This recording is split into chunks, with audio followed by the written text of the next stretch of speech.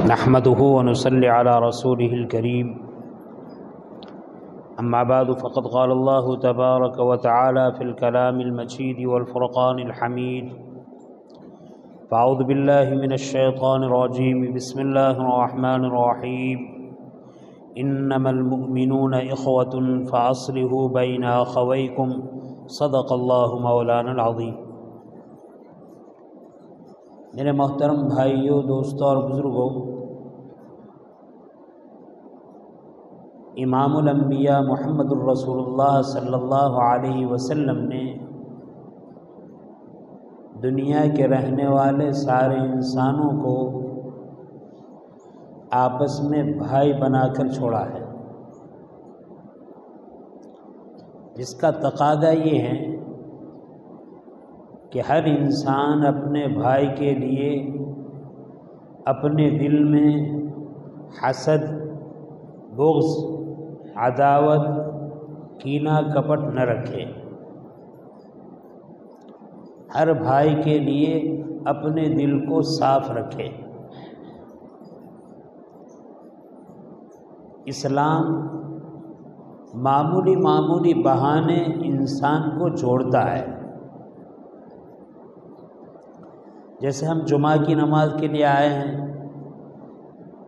جمعہ کی نماز میں حق تعالی شانہ کی منشا یہ ہے کہ مسلمان ایک بڑی جماعت کے ساتھ اس نماز کو ادا کرے۔ خود امام الانبیاء محمد الرسول اللہ صلی اللہ علیہ وسلم کے زمانے میں مدینہ منورہ میں اور بھی مسجدیں تھیں، لیکن جمعہ کی نماز بڑی مسجد ہونے کے ناطے مسجد نبوی میں ہوا کرتی تھی۔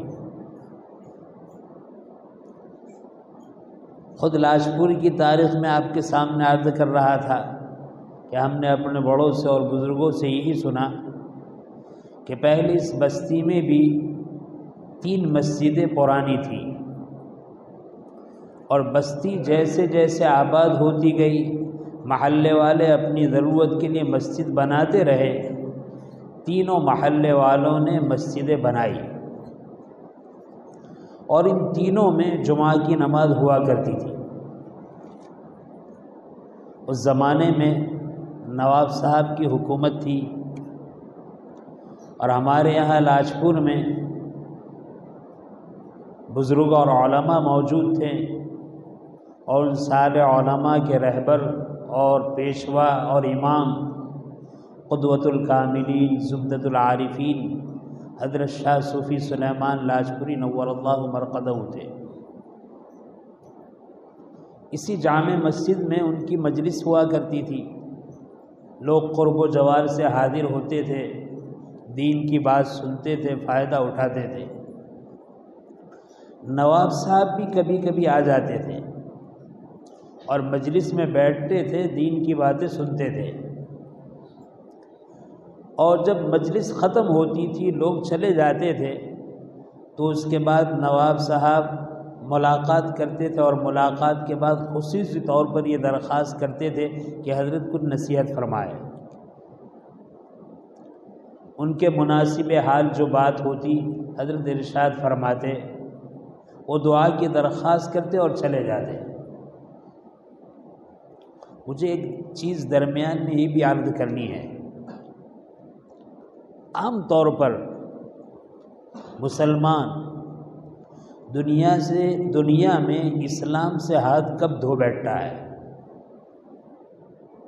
دیکھو، کوئی بھی آدمی جو مسلمان ہے شروع میں اللہ اور اس کے رسول کا انکار نہیں کرتا، دین کا انکار نہیں کرتا، شریعت کا انکار نہیں کرتا، قرآن کریم کا انکار نہیں کرتا۔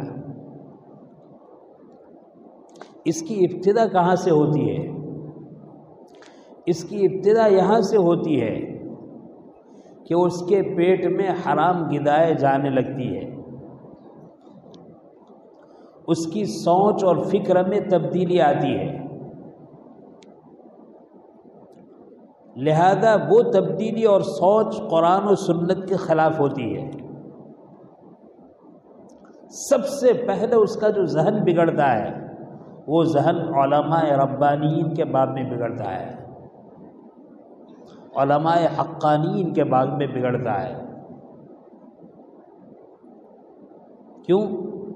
اس لیے کہ علماء ربانیین اس کو اللہ اور رسول کی باتیں بتا رہے ہیں، اور حرام غذا کی نحوست سے یا برے ماحول کی نحوست سے اس کا مزاج بگڑا ہوا ہے، دیندارانہ مزاج نہیں ہے۔ اب جب دین کی باتیں بتلائی جاتی ہے، مسلمان ہیں، براہ راست تو نہیں کہہ سکتا میں قرآن کو نہیں مانتا، میں رسول کو نہیں مانتا، میں حدیث کو نہیں مانتا، اس لیے کہ کھلے زبان کہے گا وہ کافر ہو جائے گا۔ تو کیا شیطان کیا اس کا ذہن بناتا ہے؟ علماء کی تنقید، علماء کی برائی، علماء کی اہانت، علماء کی بے ادبی۔ پھر دھیرے دھیرے یہ روگ اور بڑھتا ہے، پہلے علماء پر تنقید کرتا ہے، علماء کی برائی کرتا ہے، پھر علماء جو بیان کرتے ہیں اس کو رد کرتا ہے۔ ہم عالم کی بات نہیں مانتے،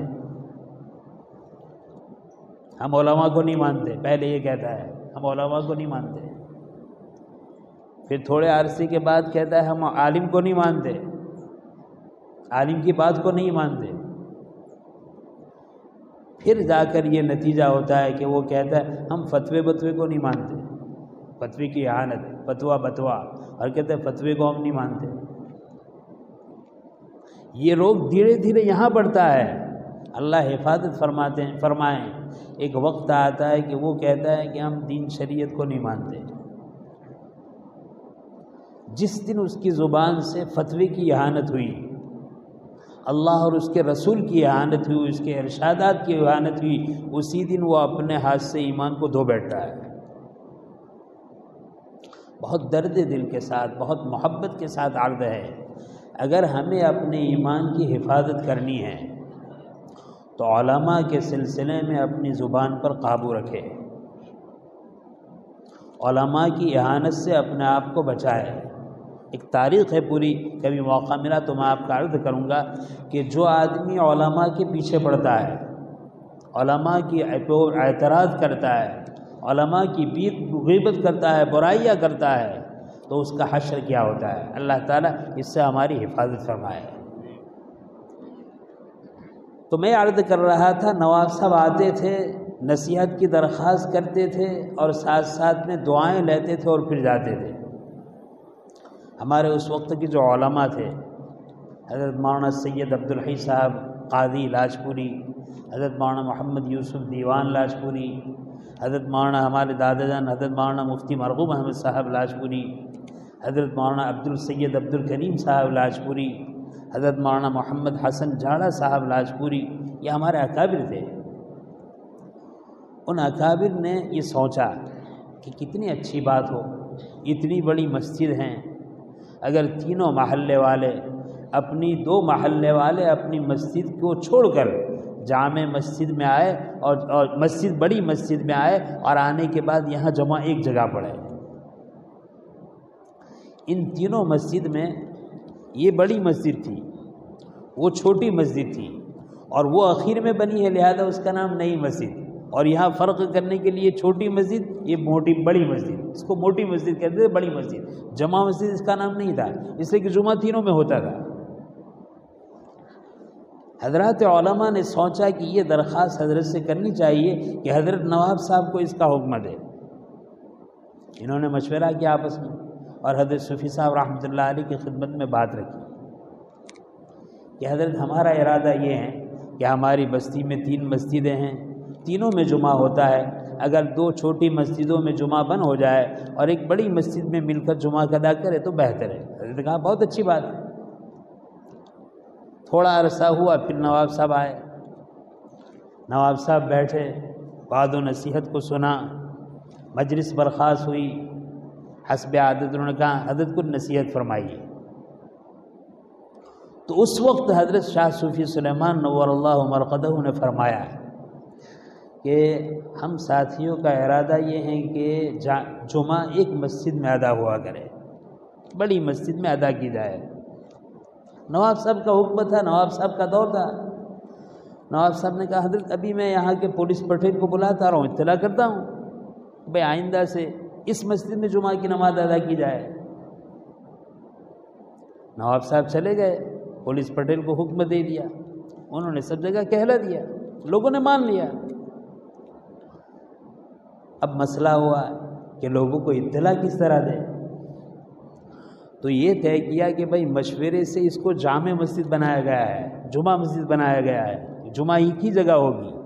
تو یہ اعلان ہونے لگا جمعہ کی نماز جمعہ مسجد میں پڑھنے چلو، گجراتی میں جمعانی نماز جمعہ مسجد میں پڑھوا چالو۔ پہلے یہ اعلان ہوتا تھا، ہمارے بڑوں نے سنا ہے، ہم نے بھی نہیں سنا، لیکن بڑوں سے یہ بات سنی، بڑوں سے یہ بات سنی، اور لمبے عرصے تک یہ اعلان رہا۔ پھر جب لوگوں کی طبیعت بن گئی کہ ہمیشہ یہاں آ کر جمعہ کی نماز ادا کرنے لگے، تو جمعہ مسجد کا لفظ نکل گیا، جمعانی نماز پڑھوا چالو۔ یہ اعلان ہم نے بھی سنا ہے اپنے بچپنے میں، یہ اعلان ہم لوگوں نے بھی سنا ہے، جمعانی نماز پڑھوا چالو، اور اس اعلان پر لوگ آتے تھے۔ پھر یہ اعلان بھی بند ہو گیا۔ کہنے کا منشا یہ ہے کہ جمعہ جماعت کو جمع کرنے والا ہے، مسلمانوں کو آپس میں جمع کرنے والا ہے، آپس میں مسلمانوں کی اتحاد اور اتفاق کی تعلیم دیتا ہے۔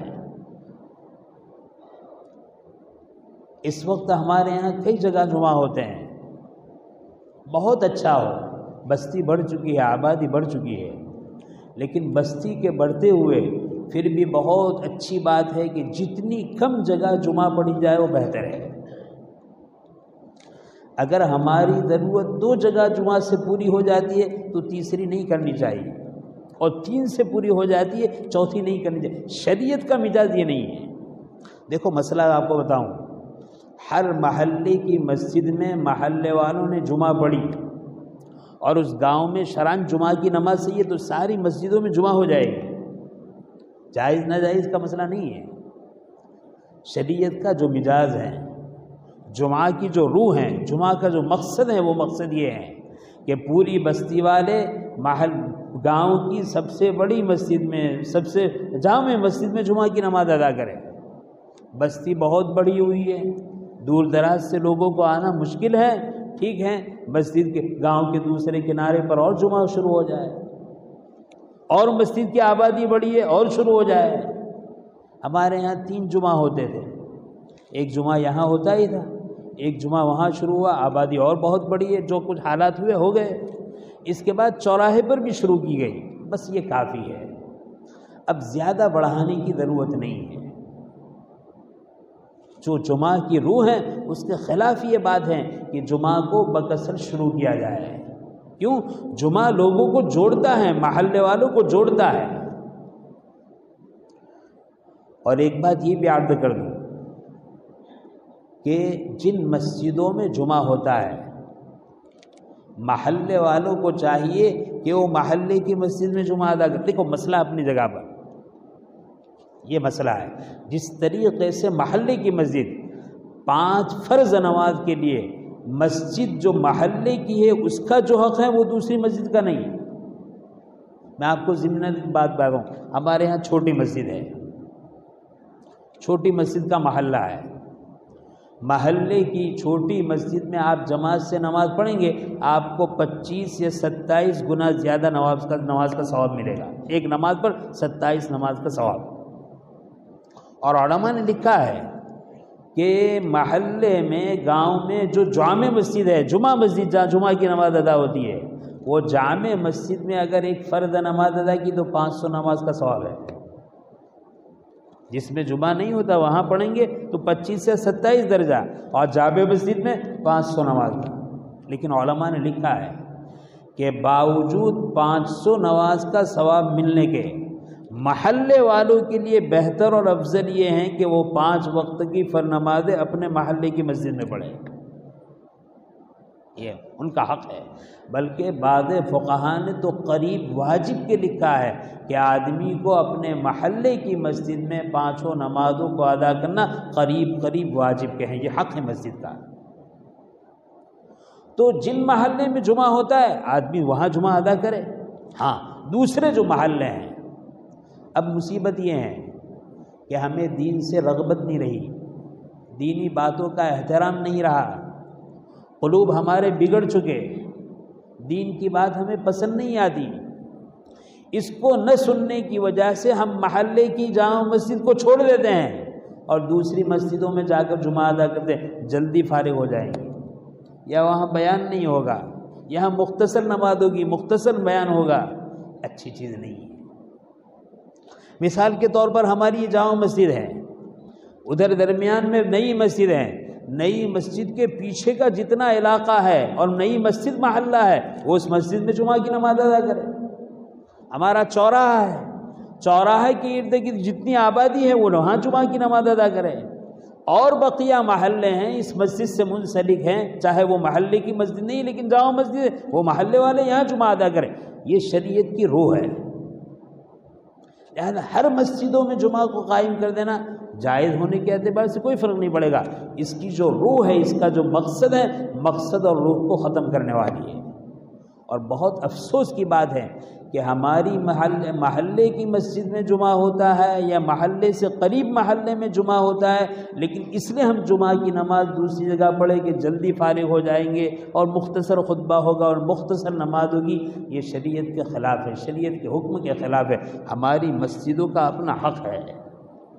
لہذا ہمیں چاہیے کہ ہم اپنے محلے کی مسجدوں میں جہاں قریب جامع مسجد ہے وہاں پر جا کر جمعہ کی نماز ادا کریں۔ اور جمعہ کی نماز سے جو پہلے باتیں ہوتی ہیں، میرا اپنا تجربہ ہے کہ رات کے 2-2 ڈھائی گھنٹے کے بیانات میں وہ تاثیر نہیں ہے جو جمعہ سے پہلے کی چند منٹ کے بیان میں تاثیر ہے۔ لہذا ہم اپنا مزاج یہ بنائے کہ ہم دین کے محتاج ہیں، دین کی بات کو سنیں اور عمل کے جذبے سے، عمل کی نیت سے سنیں۔ تو میں یہ کہہ رہا تھا مسلمانوں میں اتحاد، اتفاق، محبت ہونی چاہیے، اور محبت کا ایک طریقہ شریعت اسلام نے جمعہ کی نماز کو اجتماعی طور پر پڑھنے کا حکم دیا ہے۔ آدمی جب ہفتے میں ایک مرتبہ مختلف محلے والے آپس میں ملیں گے، سلام کلام کریں گے، خیریت کریں گے، کچھ بھی نہیں کریں گے، آپس میں کھڑے ہو کر فرض نماز ادا کریں گے، اتنا اختلاط، اتنا ملنا بھی اگر نیت صحیح ہے، دل صاف ہے تو انشاءاللہ محبت پیدا کرے گا۔ میرے بھائی، محبت کے جو اسباب ہیں اس اسباب کو ہم نے ایک ایک کرتے ختم کر دیے، اور دنیا دارالاسباب ہے، جیسے اسباب اختیار کریں گے ایسا نتیجہ دنیا میں ظاہر ہوگا۔ اسباب دنیا دارالاسباب ہے، لہذا اسباب پر نتیجے کا ظاہر ہونا یہ اللہ کا نظام ہے، اور کوئی بھی سبب، کوئی بھی اسباب تقدیر سے باہر نہیں ہے۔ مجھے یاد آیا حضرت عمر رضی اللہ تعالیٰ عنہ ان کے شام نکلے، جس شہر میں پہنچے اس سے آگے جانا چاہتے تھے، اور وہاں پر طاعون اور پلیگ پھیل گیا۔ صحابہ کرام سے مشورہ کیا کہ ہم اپنے ساتھیوں کو لے کر آگے بڑھے یا نہ بڑھے۔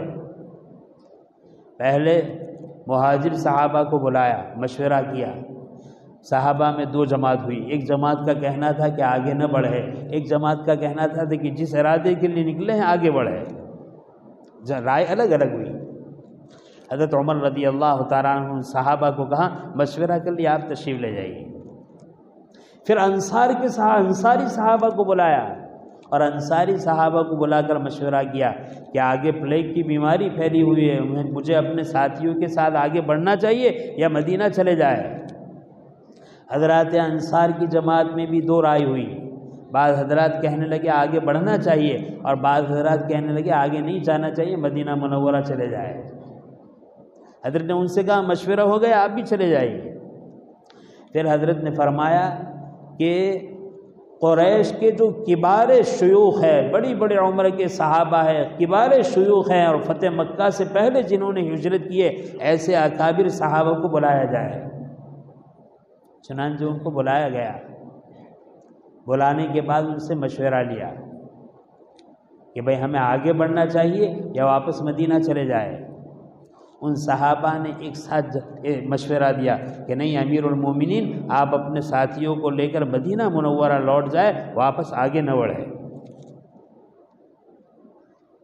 جب ان صحابہ نے یہ مشورہ دیا اور سارے متفق تھے، ان کے اندر 2 رائے نہیں تھی، حضرت عمر رضی اللہ تعالیٰ عنہ نے اس مشورے کو قبول کیا، اور قبول کرنے کے بعد تیاری کی کہ مدینہ لوٹنا ہے۔ حضرت ابو عبیدہ ابن جراح رضی اللہ تعالیٰ عنہ جلیل القدر صحابی ہے، وہ حضرت عمر کی خدمت میں حاضر ہو اور کہنے لگے کہ امیر المومنین اللہ کی تقدیر سے بھاگ رہے ہو، اللہ کی تقدیر سے بھاگ رہے ہو، آگے بیماری اور پلیگ ہیں، اگر مقدر میں موت ہو تو موت آئے گی، اور مقدر میں کامیابی ہے اور شفا ہے اور واپس لوٹنا ہے تو وہ ہوگا، آپ کیوں جا رہے ہو؟ حضرت عمر رضی اللہ تعالیٰ عنہ نے ارشاد فرمایا کہ ابو عبیدہ آپ جیسے صاحب علم ایسی بات کر رہے ہیں، اگر کوئی دوسرا ہوتا تو ٹھیک، آپ ایسی بات کر رہے ہیں، ہم اللہ کی تقدیر سے اللہ کی تقدیر کی طرف لوٹ رہے ہیں، اگر ہم وہاں جائیں گے تو بھی اللہ کی تقدیر ہے اور نہیں جائیں گے تو بھی اللہ کی تقدیر میں جو لکھا ہوا ہے وہ ہو کر رہنے والا ہے، ہمیں تقدیر کا علم نہیں ہے، اگر گئے تو ہم سمجھیں گے کہ ہماری تقدیر میں جانا تھا اور لوٹے تو ہماری تقدیر میں یہ تھا، ہم تقدیر سے تقدیر کی طرف لوٹ رہے ہیں، ہم تقدیر کے خلاف نہیں کر رہے ہیں۔ حضرت عمر رضی اللہ تعالیٰ عنہ نے یہ بات ارشاد فرمائی حضرت ابو عبیدہ ابن جراح رضی اللہ تعالیٰ عنہ سے کہ تقدیر سے تقدیر کی طرف لوٹ رہے ہیں۔ تو میں عرض کر رہا تھا کہ جتنے بھی اسباب ہیں وہ اسباب تقدیر کے تحت ہے، تقدیر کے خلاف نہیں ہے، لیکن دنیا دار الاسباب ہے، اسباب کو اختیار کرنا ضروری ہے۔ اس لیے علماء نے لکھا ہے کہ بعض سبب ایسے ہیں جس سبب پر نتیجے کا ظاہر ہونا ہمارے لیے قطعی ہیں، یقینی ہے، اور لوگوں کا روزانہ کا مشاہدہ ہے، اگر ان اسباب کو آدمی چھوڑے اور چھوڑنے کے بعد نقصان میں پڑے تو وہ گنہگار ہوگا۔ فقہ نے لکھا ہے، مثال کے طور پر ہم لوگوں کو بھوک لگتی ہے، پیاس لگتی ہے، بھوک لگتی ہے تو ہم کھانا کھاتے ہیں، پیاس لگتی ہے تو ہم پانی پیتے ہیں، اور پورے عالم کے انسانوں کا یہ تجربہ ہے کہ کھانے سے بھوک ختم ہوتی ہے، پینے سے پیاس بجھتی ہے، سب جانتے ہیں، قطعی چیز ہے، یقینی چیز ہے، اس میں کوئی اختلاف نہیں۔ فقہ نے لکھا ہے کہ کسی آدمی کے پاس کھانا موجود ہے اور بھوک ہے اور بھوک ستا رہی اور نہیں کھا رہا ہے اور نہ کھاتے ہوئے بھوکا رہ کر مر گیا تو اس کو شہید کا درجہ نہیں، گرفت اور پکڑ ہوگی، اس نے خودکشی کی۔ دنیا دار الاسباب ہے، اسباب میں پیٹ بھرنے کے لیے کھانا ہے اور اس کو بھوک بھی لگی، اللہ نے کھانا دیا بھی ہے، اس اسباب کو اختیار کرنا اس کو ضروری ہے۔ اگر اس نے سبب کو اختیار نہیں کیا اور بھوکا مر گیا، پیاسا مر گیا تو اجر نہیں پائے گا، اس کو گناہ ہوگا، اس کو پکڑ ہوگی، اس کو سزا ہوگی۔ تو میرے بھائی مجھے یاد کرنا ہے دنیا دار الاسباب ہے، وہاں اسباب کو اختیار کرنا شریعت کے دائرے میں ضروری ہے۔ مسلمان آپس میں اتحاد سے رہے، محبت سے رہے، اتفاق سے رہے، اس کے لیے اسباب ہے۔ وہ اسباب کیا ہے؟ ان سبب میں ایک سبب یہ بنایا افشوا السلام، آپس میں خوب سلام کو پھیلاؤ، جب بھی آپس میں دو مسلمان بھائی ملے سلام کرو، یہ انتظار نہ کرو کہ وہ سلام کرے گا میں تو بڑا ہوں، میں تو حیثیت والا ہوں، میں تو امیر ہوں، میں تو عہدے والا ہوں، میں تو متولی ہوں، میں تو منصب والا ہوں، میں عالم ہوں، نہیں، ہمارا بھائی ہے، ہم آگے بڑھ کر سلام کریں۔ نبی کریم صلی اللہ علیہ وسلم چلتے ہوئے راستے میں بچوں کو سلام کرتے تھے، ہماری کیا حیثیت ہے؟ امام الانبیاء صلی اللہ علیہ وسلم ہے۔ لہذا مسلمانوں میں آپس میں اتحاد اتفاق پیدا کرنے کا ایک بہت بڑا سبب ہے آپس میں سلام کو پھیلانا۔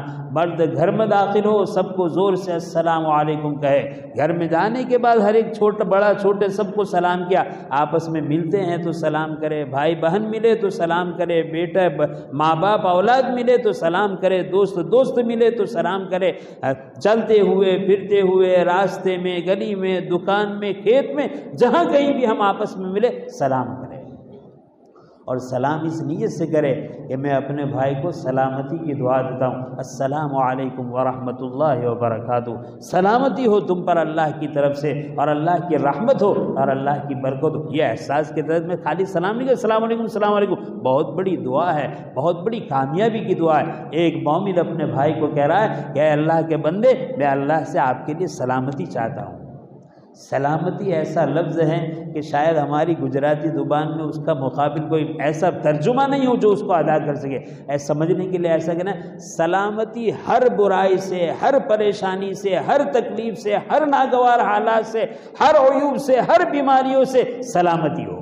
سلامتی، اللہ آپ کو سلامت رکھے، امن و امان سے رکھے، عافیت سے رکھے، خیر و بھلائی کے ساتھ رکھے۔ ورحمت اللہ، اور اللہ کی رحمتیں آپ کے شامل حال ہو، اور اللہ کی طرف سے برکتیں آپ کے شامل حال ہو۔